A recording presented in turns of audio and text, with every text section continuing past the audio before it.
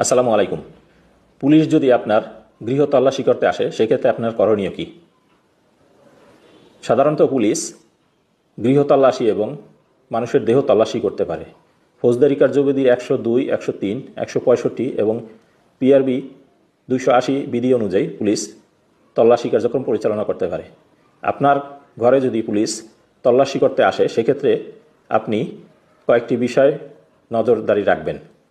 একটি হলো, পুলিশের কাছে আপনি তল্লাশি পরোয়ানা চাইতে পারেন, তবে সকল ক্ষেত্রে কিন্তু পুলিশের তল্লাশি করার জন্য তল্লাশি পরোয়ানার প্রয়োজন হয় না।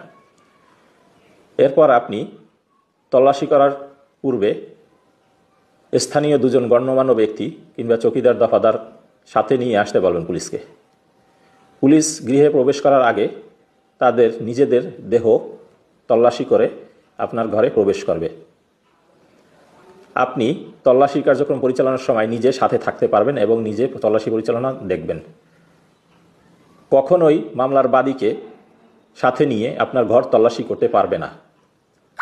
তল্লাশি করার সুনির্দিষ্ট কারণ আপনি পুলিশের কাছে জানতে চাইতে পারেন। তল্লাশি কার্যক্রম পরিচালনার সময় কোনো ধরনের হয়রানিমূলক তল্লাশি করা যাবে না।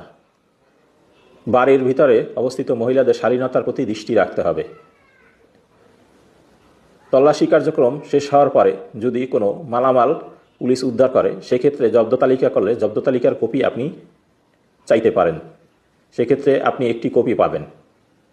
যদি তল্লাশি কার্যক্রম শেষে কোনো ধরনের মালামাল উদ্ধার না হয় সেক্ষেত্রে পুলিশ কিন্তু ফাঁকা তল্লাশি তালিকা বা জব্দ তালিকা তৈরি করে, সেক্ষেত্রে উক্ত তালিকারও একটি কপি আপনি পুলিশের কাছ থেকে পাবেন।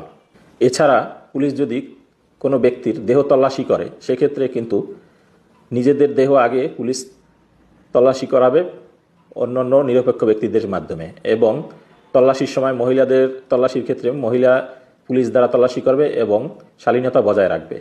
পূর্বের ন্যায় জব্দ তালিকা এবং তল্লাশি তালিকা পুলিশ প্রস্তুত করবে। ধন্যবাদ।